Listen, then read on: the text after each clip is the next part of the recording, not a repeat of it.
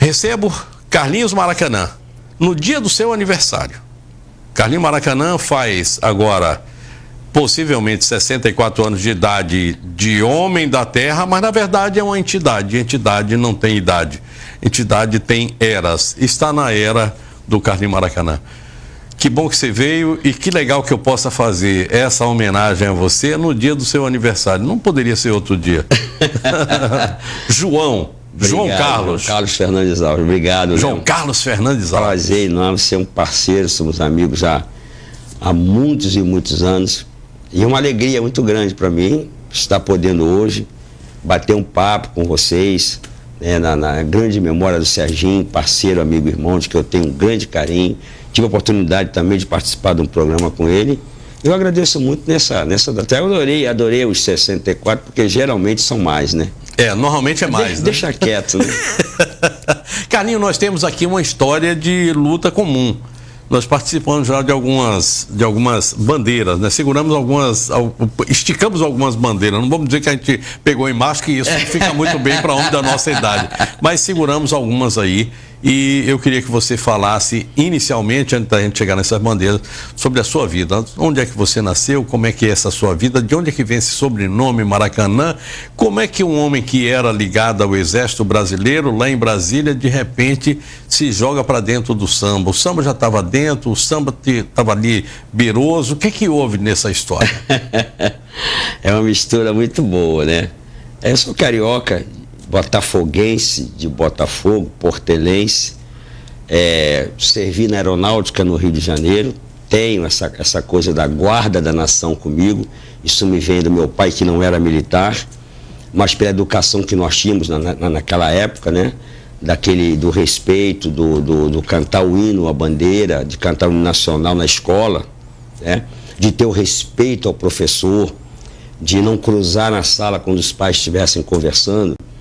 E isso eu trago até hoje comigo isso, muito como conceito, concepção de vida.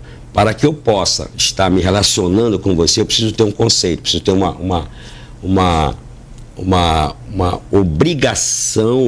obrigação de comportamento, que aí vem a ser a chamada educação. Cheguei em Porto Velho em 1982, na época a companheira anterior era funcionária pública federal, e veio transferida para cá. Eu acabei vindo, ela não aguentou 6 meses e eu fiquei há 34 anos, né? Já está aqui há 34? 34 anos eu já fiz agora em fevereiro, 34 anos. Eu sempre esqueço essa questão de dar nomes, Léo. Você sabe muito bem se é melhor que eu sabe disso. Normal. É difícil que a gente esquece e tal. Mas tem umas figuras que, né, a gente precisa pontuar. Ataíde Batista dos Santos, por exemplo. O Ataíde, o irmão, o Ataíde, o Atá, não é o Dadá, é o Atá, né? Foi, não me lembro como, a minha idade já me permite isso, não me lembro como esse relacionamento de amizade, mas foi quem me recebeu em Porto Velho. Eu morei na casa do Ataíde, eu vi o Nilcinho, o filho dele, que hoje está com quase 4 metros de altura, nascer. Sou cliente dele. Nossa Senhora, né? uma amizade fantástica com o Ataíde na família. Aí dali veio morando em frente, veio o Dadá, veio o Totti, o Augusto Batista dos Santos, né? O Dadá, o grande Adaíde e tal, o Assis, pessoa admiro. Então essa foi, eu posso dizer que foi uma família que eu comecei a implantar aqui. O dos amigos primeiros, né? Nossa Senhora, Zé Carlos Lobo, né? Foi um grande pai. Irã Brito Mendes, que me deu a oportunidade no governo. Depois a gente vai falar sobre essa questão de governo, né? Vixe. Que era para ser funcionário público federal, ganhando quase 16 mil e hoje eu estou aí. Mas é uma cidade, da forma que eu cheguei, né? Saí de Brasília, do Rio de Brasília para cá, essa questão da transferência da companheira à época. E tem hoje a cidade, as pessoas até brincam, pô, Maracanã é o homem da cultura e tal, né? Não é que eu seja o homem da cultura. É que eu tenho uma coisa comigo, Léo, que quem chega num lugar, quem chega numa cidade, numa região, num país, no mínimo, ele deveria passar 1 ano sem abrir a boca. Em Roma, ouvindo. Em Roma, como os romanos. Exatamente. Isso. Ouvindo, conhecendo a cidade, através de quê? De sentar à praça, de abrir um jornal, conhecer a política. Quando a gente fala de política, não é só a partidária, a política da cidade. O Bainha subia 7 de setembro com uma camisa no ombro, aquelas perninhas dele. O Júnior Johnson, e de manhã cedo para comprar aquele pacu para esticar. Né? Então, as pessoas ainda confundem muito a cultura com a questão do subir ao palco, de tocar. Não, primeira cultura é o comportamento, como as pessoas se comportam. E de 82 para cá, com tantas as pessoas que eu conheci, graças a Deus, hoje, no meu aniversário hoje, eu vou ter que fechar a rua, porque a minha casa não cabe, a quantidade de amigos que estarão lá hoje. Que beleza, com que beleza. Carinho, com muito prazer, né? Mas as pessoas precisam fazer isso, né? Há uma falha na cidade, porque a Porto Velho ela não foi preparada para que houvesse essa avalanche do que chegou. Eu me lembro muito bem, eu estava em Brasília à época ainda, quando o ex-governador Jorge Teixeira dizia: venham para o Eldorado, venham. Era quase que pegado no laço. Muita gente chegou aqui no laço. Alguns ficaram, outros vieram aqui, aproveitaram a sombra das castanheiras e depois lavaram e levaram o dinheiro que nós tínhamos. Lavaram é muito bom, é um termo que está muito atual. Está muito na moda, que diga Sérgio Moro, né? Então, eu tenho essa preocupação ainda, a cidade cresceu desordenadamente. Por exemplo, eu costumo dizer assim: eu conheço Porto Velho. Não, eu não conheço Porto Velho, porque ela cresceu tanto que às vezes eu vou na casa de uns amigos, a gente faz uma visita, comer um peixe, tomar uma cerveja e tal, e eu digo: mas está muito longe, está demorando demais. A cidade cresceu desordenadamente. Você continua andando de ônibus, né? Não, eu não sei dirigir, nunca quis aprender, não quero aprender. Quem quiser me ensinar é meu inimigo. Eu ando no buzu, conheço o preço, conheço o motorista, conheço o trocador, conheço os passageiros. Eu saio de casa, da minha casa até chegar na parada, deve dar aí uns 500 metros. E às vezes eu saio de casa e o ônibus aparece lá na ponta. O motora já joga a luz para dizer: não precisa correr, negão, mantenha o perfume, que eu vou esperar você chegar. Isso acontece comigo até hoje, eu ando de ônibus, adoro andar de ônibus, conheço a cidade de Porto Velho. E a cidade lhe conhece. E a cidade me conhece. E essas pessoas, esses amigos que eu fiz, citei alguns, mas, nossa, se eu for, como diz o samba, se eu for falar, meu tempo não dá. Mas eu tenho comigo que fui bem recebido, tenho obrigações com essa cidade, não faço nada além daquilo que me cabe. A cidade me recebeu, a cidade me acolheu. Então, tudo que o Carlinhos Maracanã faz é em prol daquilo que eu recebi. Não faço nada além, não sou melhor que ninguém. Estou como diretor da Casa da Cultura. Vou fazer 3 anos, se deixar, eu faço. Nada daquilo que eu fiz, as pessoas: Maracanã, quando você veio para cá, você mudou as coisas. Eu não mudei nada. Eu simplesmente fiz aquilo que vocês fizeram comigo, ouvi. Eu ouvi vocês. Eu sei o que vocês querem. E esse é o caminho. Você estudou no Rio de Janeiro, você fez até que curso, Negão? A época, Léo, a minha mãe morreu com 33 anos de idade, né? Meu pai com 53, quer dizer, eu passei a idade dos meus pais, com 64. Era difícil, 7 irmãos, 2 deficientes, né? Paralisia infantil. Minha mãe era tuberculosa, meu pai funcionário público. Então alguém tinha que estar em casa para cuidar. E eu não era o mais velho, eu era o segundo. Mas meu irmão gostava de andar sempre muito bem vestido, nada contra, já até faleceu, hoje eu sou o mais velho da família. E a preocupação dele era com o guarda-roupa dele e eu com o guarda-roupa dos demais. 2 iam para aula, 1 vinha, e tinha os 2 que não andavam, que eram os que eles chamavam de deficientes, né? Poliomielite, que tinha que cuidar. Né? Eu tinha que cuidar dos 2. Era o um depois de mim e a minha irmã mais nova. E com isso, daí... Você nasceu em que bairro lá no Rio de Janeiro? Eu sou de Botafogo. Botafoguense de Botafogo. Eu sou de Botafogo. Lá eu vi seu Garrincha, eu vi Gerson, eu vi Didi, eu vi Quarentinha, eu vi Rildo, né? Não é pouca coisa, eu vi Afonsinho, vi Manga. Então você viu o Bahia perder muitas vezes pro Botafogo. Meu Deus, que freguesão! Mas você já ganhou muita gente. Mas era um freguesão. Era um freguesão. Daquele Maracanã onde você recebia aquele copinho com aquele líquido, né?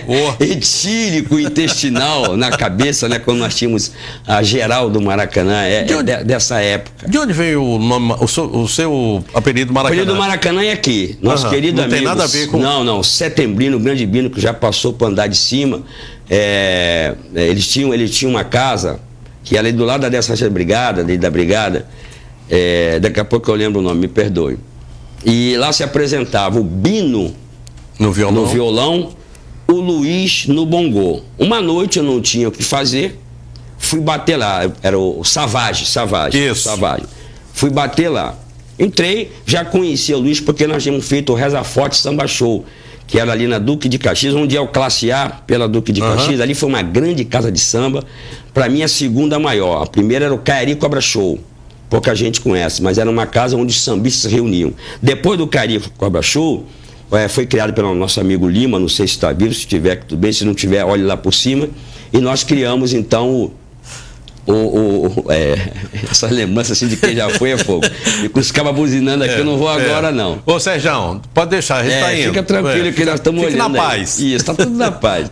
Então nós fizemos o Reza Forte Samba Show, que era uma casa realmente, começava às 11 horas da manhã no sábado, às sextas-feiras à noite, e onde o samba rolava e tal. Então nós tivemos esse contato sambista, mas a primeira grande casa era o Cairi Cobra Show. E o nome? Foi o Setembrino que lhe deu? Sim, voltando. O Léo é bom que quando mais velho ele lembra das coisas. É bom lembrar isso aí. Eu saio uma noite, né, uma noite dessas perdidas da vida, e vou bater lá no Savage. Eu já conhecia o Luiz do Reza Forte. Eu entrei para participar da noitada, e eu lembro muito bem, o Bino estava ao violão, cantando Milton Nascimento, Morro Velho. Na hora que eu entrei, ele estava no sertão da minha terra, fazendo é o camarada que aí se deu. Estava tocando o Luiz fazendo, né, o floreado no bongô e tal, uma coisa linda e tal. Aí terminou a parte musical deles, o Luiz me chamou, pô, Carlinhos, e aí ela, Carlinhos, só, Carlinhos, tudo bem e tal, disse, rapaz, estamos aqui e tal. E lá no canto tinha um Maracanã, um surdo, porque o surdo do Maracanã era o surdo que as escolas de samba mais trabalhavam aqui. Hoje em dia está até assumido das escolas de samba. Surdo 120, né? É, o 120. O 120. Mas eu acho que aquele era... 120 é o tamanho, viu, gente? Mas eu imagino que aquele era o 140, né, que era o Maracanã. Que tanto a Cairi Diplomatas, que uma história interessantíssima do nosso carnaval que tinha, e tava lá, o Luiz falou, rapaz, faz um negocinho. Eu falei, mas essa música não cabe. E o Bino vinha numa linha fantástica, era Clube da Esquina, né? Aquela coisa fantástica. E ele fez um Ivan Lins. Tan, tan, tan, tan, tan, tan. Ô Madalena, o meu peito. Eu falei, aí cabe. Tan, tan, tan, tan, tan, tan. Ô Madalena. Pum. Comercial. Aí, pegou. E aí o Maraca. Aí o Luiz falou, pô, legal. Quando terminou a música, aí o Bino anuncia. Agora, a nossa noitada, Bino no violão, Luiz no bongô e Carlinhos no Maracanã. Ficou. Daí é que veio. Você me dá só um minutinho, dá uma porrada aí no centro. Ô Madalena, pum. Pronto. Comercial. E a gente vai pro comercial. Já já eu volto. Carlinhos Maracanã é o meu convidado de hoje. Nós estamos aqui no Papo News. Interrompemos exatamente naquele momento em que você... Na Madalena. Na Madalena. E aí, eu queria pegar nesse ponto aí, assim... Eu te perguntei a respeito de que você estava em Brasília, tinha lá o Exército, na verdade não era o Exército, a Aeronáutica, nós somos ambos fabianos. Fabiano. Pois é. Eu sou fabiano lá da Bahia, você fabiano lá do... Comecei no Rio, no 3º Comar. E foi lá para... Depois foi lá para Brasília. Mas para Brasília não foi na Aeronáutica. Na Brasília foi para a primeira Companhia de Operações Especiais. Eu fui da primeira COI de Brasília. Opa. 78. Aí como é que vem o homem... que era da COI, que, convenhamos, não era exatamente aquele pessoal que distribuía rosa, muito pelo contrário.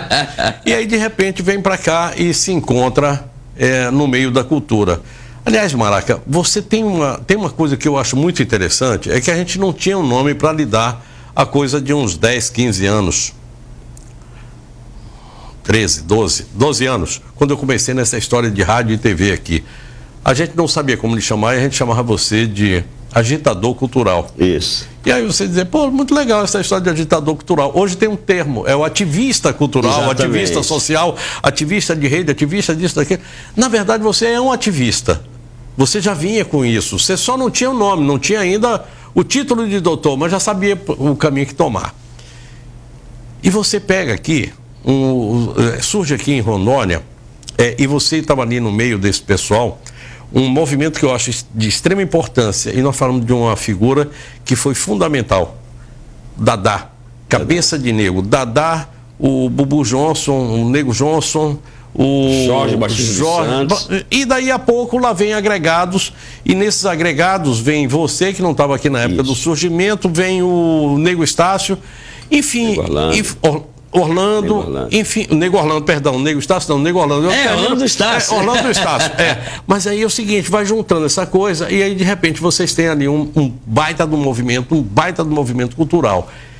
Nessa história daí vocês começam o movimento de negros, cabeça de negro é o negro que pensa, isso, na verdade é isso, vem dessa história, e aí vocês começam a agregar pessoas daqui também. Aí eu sei que aí nesse menos negros, mas tão pensantes, também o Binha, o Ernesto, tal, não sei o que, Manelão, enfim, e essa turma que formou esse caldeirão que hoje existe aí. Eu queria que você falasse um pouco a respeito disso.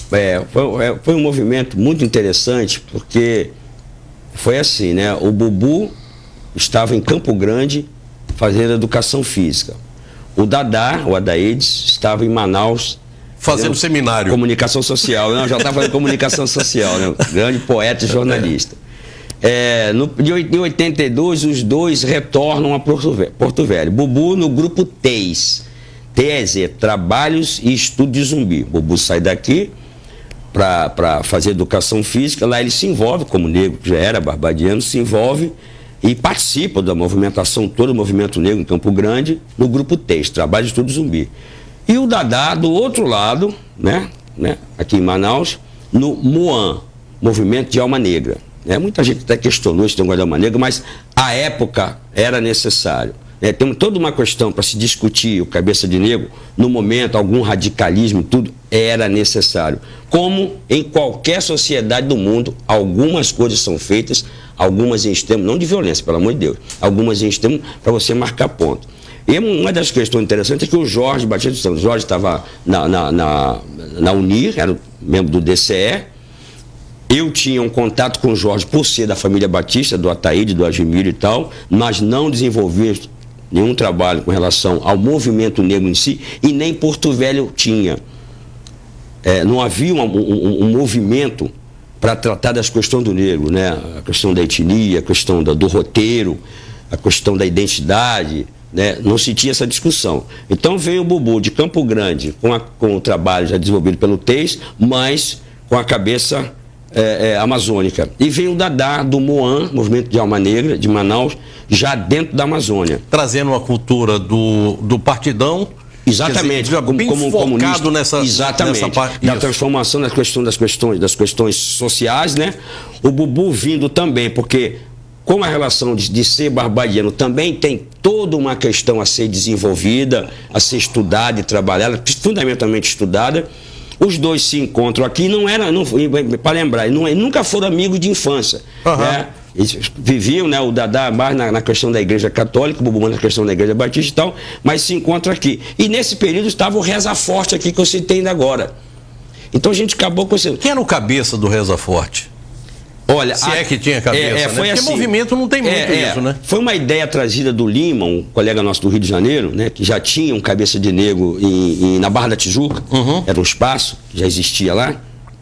Ele trouxe como uma casa do Reza Forte, samba show e tal, mas era uma casa de sambão, do pagode. Aliás, nem pagode, era do sambão e tal. E nesse momento chega o Bubu com o Risso, quase que um russo, um inglês, um violão fantástico, trabalhava na Caerd. Aí entra o Bubu, negrão de 3 metros de altura, com o Risso, né? Brancão, lourão e tal, né? E eles começam a questionar já na musicalidade.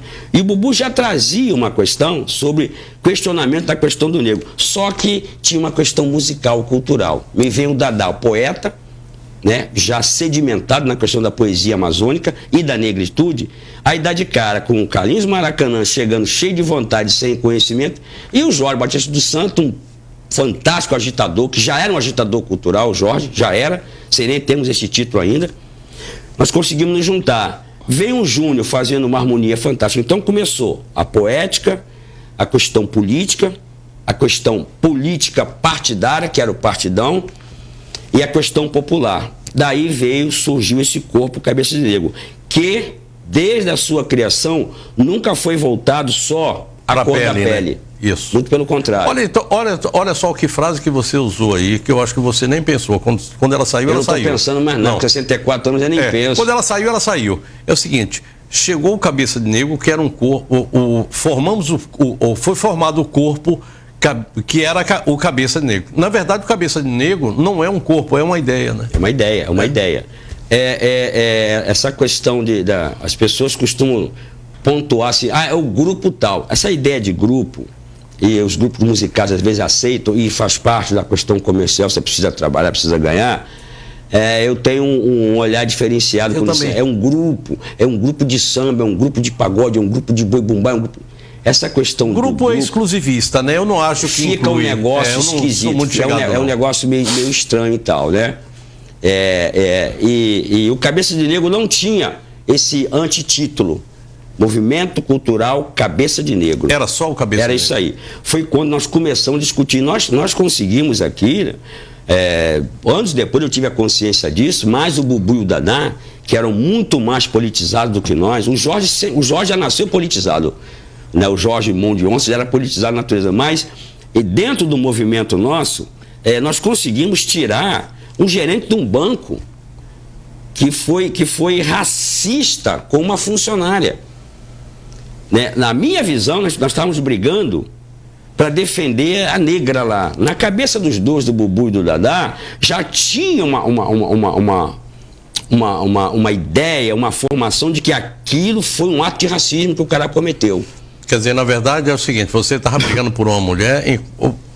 Vamos ampliar um pouco isso aqui. Sim. Você estava quebrando pedra e eles estavam construindo catedral. Exatamente. Vamos lá, vamos livrar. Só que os dois, com essa concepção que já estavam trazendo, né? E isso aí fica muito claro. Mas não, o pessoal era muito radical. Vamos voltar à frase que eu disse anteriormente. Depende de que radicalismo você está falando. Eu estou fazendo uma defesa do meu lado, do meu. Você pode fazer o do seu, eu não posso fazer do meu. A época, o período, os anos, como se não se questionava isso aqui, Léo, não se tinha esse debate sobre a questão da mulher negra, do homem negro, da criança negra, Ana Maria. Nem da mulher? Nem da mulher, Ana Maria, uma companheira fantástica que fez parte, trouxe de São Paulo, né, o movimento negro de São Paulo, trouxe a questão como enfermeira, a questão de doenças de pele, aquelas doenças típicas que os negros tinham, não se tinha esse debate, né? Na minha concepção, no meu entendimento, o Cabeça de Negro, na minha concepção, ele foi uma universidade para aqueles que saíram e voltaram, fizeram algum trabalho, foram estudar e voltaram, se inteirarem do que estava acontecendo lá fora, e aqui também já tinha, desses dois grandes guerreiros, o Bubu e o Dadá, que cada um em um polo, trouxeram uma nova discussão e para a cidade de Porto Velho. Tanto é, que a gente lembra muito bem, ele agregou tanto que chegava um momento e dizia assim, mas cadê os negros do Cabeça de Negro? Tava aqui, ó. O negro tava lá dentro. Tava aqui. Bom, a gente vai dar mais uma parada mais aqui. Mais uma aguinha? Eu fico sentindo... Eu vou fazer uma proposta. Eu queria aproveitar, você me disse que eu sou aproveitador, né? Isso. Olha, eu sugiro que o senhor, que tenha uma distribuidora de bebida, se patrocinar o programa, porque se a gente tiver aqui com algo que possamos, né, ingerir para refrescar a garganta, seria bom. Pode ser água ou refrigerante, viu, gente? Não pense que é só cerveja. Eu queria lhe propor o seguinte, que a gente tome uma na saída agora, que é muito bom para comemorar seu aniversário, mas é que existe uma proibição de que você não pode fazer propaganda você pode falar, mas você não pode ingerir a bebida. Nem a água? Não, a água pode. Pois então, mas o seguinte... Mas que eu falei em bebida, não. Você só imagina bebida se eu tiver álcool? Pelo amor de Deus, se eu falar... Água não é bebida? Olha, se eu falar com você a respeito de algo para beber... eu vou tomar uma água. Aí é o seguinte, eu vou dar um susto no seu fígado, que ele nunca mais vai ser... toda vez que ele vê um copo d'água, ele vai dizer, de novo não. Eu, quando conheci você, há muito tempo atrás, eu estava trabalhando na Antártica, naquela época eu não tinha essa atividade aqui, mas você já tinha atividade, você fazia o festival de cinema do Zumbi. Isso, Cineclube Zumbi. Cineclube Zumbi. Pobre de Maré de Si. Eu ia na loja. Isso. Aí pedia o DVD do dono da loja para me emprestar. Pegava a televisão do Alcimar, filho do seu Zizi, do bar do Zizi. Isso. No carro dele, depois que ele fechava o bar, para ir para os bairros exibir os filmes. Aí passava lá na Antártica, me dá uma cerveja, porque eu já passei lá na Sadia. Sim. E eu conhecia o pessoal da Sadia, que eu tinha trabalhado lá, já pegava linguiça, enfim. Era um negócio pobre de Maré de Si. Mas naquela hora, essa história história já era estava o período, aí. a época pedia isso. E nós estamos falando disso aí do ano de 90, 92, 93, por aí, não mais do que isso, por aí assim. Bom, naquela época você fazia isso, e naquela época eu ficava olhando assim, o samba, as escolas de samba aqui, paupérrimas como ainda são, o Boi Bumbá, paupérrimo como ainda é, o Flor do Maracujá, a gente doido que ele fosse elevado à categoria, e foi, mas depois caiu. Foi elevado à categoria de Parintins. Nós mandamos aqui através da Globo News, sim. da Globo News, da Record News. Da Record News, nós mandamos para todo mundo.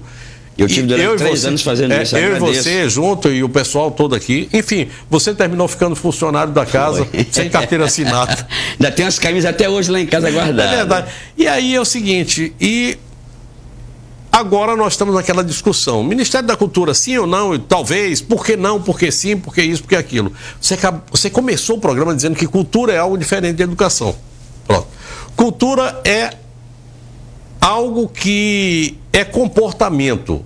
É aquilo que eu passo para você de boca a boca. É aquilo que eu recebo dos meus pais. O que eu trago do meu avô, do meu bisavô. Isso. O ensinamento é outra forma. É pegar isso aqui e transformar em livro. É dar didática a esse conhecimento. A educação é isso. Vamos um pouco para essa nossa conversa aqui. Cultura, como é que está o movimento aqui agora em Porto Velho? Como é que está o movimento cultural? Já podemos dizer que Porto Velho tem uma cultura que é própria, que é raiz da cidade, ou que é identificada com a cidade? Já existe isso? Ou a gente continua naquela história de estar atirando para tudo que é lado para ver qual é o macaco que vai cair? Nós temos e já faz tempo, né? Não são só nos meus 34 anos de Porto Velho, já faz tempo. Essa é a questão, Léo, que a gente costuma levantar. A sua compreensão, a sua não é você, Léo, aquele, a sua compreensão de cultura é segmento ou comportamento. Nós temos as pessoas que defendem o segmento cultural. Por exemplo, quando você vai fazer o lançamento de um livro, de alguém que está lançando livro na cidade, seja ele de poesia, seja ele de história, seja ele de crônicas, você não vê o artista plástico, você não vê o sambista, você não vê o folclorista, você não vê o desenhista. Então fica aquele segmento indo para aquele evento para o lançamento do livro. Isso eu vou estendendo para os demais. Quem é das artes plásticas não vai em quem lança livro, quem é da escola de samba não vai em quem está lançando um selo. E isso aí, para mim, são os segmentos. Tem 2 coisas interessantes na vida da cultura e da arte, que uma é o dom. Você recebe um dom para determinada coisa. O outro é o conceito. Qual é o seu conceito de arte? Então, eu vou a um espetáculo teatral, eu vou a um lançamento de um livro, eu vou a uma exposição de artes plásticas. Por quê? Porque dali eu tiro o que eu preciso. Aí no meio do meu segmento, por exemplo, eu escrevo temas enredo. Além de fazer samba, eu escrevo temas enredos. E em 2017, o meu enredo será João Zogby, que é um artista plástico, mas que é um chargista e que é um fotógrafo. Então você tem as artes plásticas, você tem o jornalismo e você tem o fotógrafo. Então, na mesma pessoa, eu consegui 3 segmentos para levá-lo para ser homenageado em 2017 na Rádio Farol, que é Pintando e Desenhando a Vida, João Zogby, Cores na Avenida. Esse é o nosso enredo que eu escrevi para 2017. Já está pronto? Já está pronto. E o 2018 também já está, que é o Solilóquio, que é o Carmênio da Tábua do Cacique, que me pediu se eu pudesse homenageá-lo no Carnaval. Então, já estou escrevendo a história do Carmênio para 2018. Por que Solilóquio? Que é o nome do livro dele. ele disse que lançou, tá lá na gaveta, eu tenho na minha mesa, tá comigo, né? Anda na minha bolsa, eu leio no ônibus, adoro ler dentro do ônibus. É fantástico. Você não tem aqueles caras que fica te alugando, gente, com o telefone, então, me fecho no livro e vou lendo no livro e tal. Mas isso é muito interessante para o que vem por aí. dos filhos dos meus amigos, porque aí começam as responsabilidades suas. O que o Cabeça de Negro fez naquela época, o que ele gerou, hoje, o doutor Pedro Vanderlei, que é um músico, eu vi Pedro Vanderlei desse tamanho hoje, um advogado de renome, músico dos Los Dinos, né? Vira e mexe, eu noto, eu sinto uma posição do Pedro Vanderlei na história do Cabeça de Negro. Os meninos hoje que são microempresários, que são empresários, a maioria são todos meus sobrinhos e sobrinhos dos meus amigos daquela época, que acompanharam a criação, aquelas discussões da gente. Olha, peias eméritas, Bubu levantava uma questão daqui, botava a mão no queixo, aquele jeito dele, não sei, o Dadá já virava para lá e tal, para que pudéssemos subir no palco e fazermos um show. Nós fizemos shows no Teatro Municipal, que nós tínhamos no Teatro Municipal, do lado onde foi o jornal Estadão, na Joaquim Nabuco, entre Pinheiro Machado e Duque de Caxias, ali era o nosso Teatro Municipal. Fizemos vários shows do Cabeça de Negro, nos tempos do Rádio Show de Variedade, Casa das Canetas, fizemos um grande show dentro do Carmela Dutra, né? Fizemos Mandela, né? Mandela estava preso ainda, nós montamos o espetáculo porque tinha essa questão essa leitura. Aí é que está a história. Universalidade da... Exatamente. Faça-se a leitura. Eu tive com o Pinheiro, que em novembro vai fazer uma exposição na Casa da Cultura Ivan Marrocos, e está terminando o curso de Belas Artes. Ele estava me dizendo assim, olha, pô, o Pinheiro é um menino que muita gente conhece, ele se achava um grande artista, ele falou, Maracanã, agora fazendo artes. É que eu entendi que eu não fazia nada. Bado me disse isso aqui há poucos dias. Eu juntava um monte de latinha, saía dizendo, aqui está uma instalação, mas não, a linguagem, qual é a linguagem, está passando o quê, o que vai ficar, o que vai... Não é você fazer não é você fazer uma obra de arte para as pessoas entenderem a sua obra, não é isso. Você tem que ter uma linguagem, ali tem um recado. E alguém vai ver. O Bado me falou isso há poucos dias, dizendo o seguinte, que ele tinha feito uma música... lá na Casa da Cultura foi fantástico, muito lindo, lindo. Mas o Bado me disse o seguinte, que quando ele fez uma música, porque ele estava na universidade, fazendo o curso, e aí disseram assim, eu quero que você faça uma música didática. Ele fez, é linda, linda, linda. Ele não sabia como é que fazia. Então ele disse, hoje eu sei como é que é. Então, o conhecimento técnico, Ele dá o compromisso é assim, eu tenho que explicar, não é que você vai estar, olha, minha obra é assim, não, você explica ela na obra, seja na literatura, seja na fotografia, na música, onde quer que seja. Então, o Bado me falou a respeito disso. Eu me lembrei aqui de uma frase que vem, se não me falha a memória, de vez em quando ela falha, Dostoiévski que diz o seguinte, acho que é ele, que para você ser universal é necessário você cantar a sua aldeia. Isso. Você se torna universal ao cantar a sua aldeia. Isso é muito bonito, isso me impregna. Eu estava me lembrando, enquanto você conversava aqui, dessa coisa da cultura que você recebe, da cultura que você deixa, da cultura que você cria. Você pode criar cultura? Claro, na hora que você cria uma obra, você está criando está fazendo... Passando uma mensagem. Está passando uma mensagem. A mensagem cultural está ali. E aquilo é seu, é assim, é seu. E ele se torna dos outros na medida que você mostra. Isso. Tá, o livro é seu até o dia que você escreveu. E às vezes olhe lá, porque às vezes a gente começa a escrever e parece que tem alguém lá que vai lá junto e você pensa o livro de uma forma, ele sai de outra. Mas enfim, quando a gente recebe uma cultura de fora, com vocês lá no Rio de Janeiro aconteceu isso, sim, lá na Bahia também, a Bahia ficou durante muito tempo vivendo de si mesma. Mas hoje não. Hoje ela vive de algo que ela se incorporou da World Music, que é a soma de tudo aquilo que você faz no mundo e que tem aquele toque baiano. Lá no Rio de Janeiro, vocês tinham a escola de samba, que aliás a escola de samba tem um negócio bonito, que é o local onde você ensinava a fazer samba, que hoje mudou o conceito completamente. E você tem a escola de samba, na verdade, é a grande universidade onde você mostra o samba que foi feito. Isso. Voltando àquela questão sua, àquela pergunta, né? Porto Velho hoje tem uma identidade, tanto como eu falei, sempre teve e tal. Ela tem, porque no caso do Rio de Janeiro, sobre o que você está falando, do carnaval em si, vamos ser específicos, vamos parar no carnaval em si. Senão a gente não aguenta. Hoje, o carioca, a cultura do carioca hoje é a roda de samba do boteco, da casa da dona Surica, da casa de não sei de que e tal. O que acontece hoje na Marquês de Sapucaí, eu desfilei em 2012 lá na Marquês de Sapucaí, é uma torre de Babel, é o samba do crioulo doido.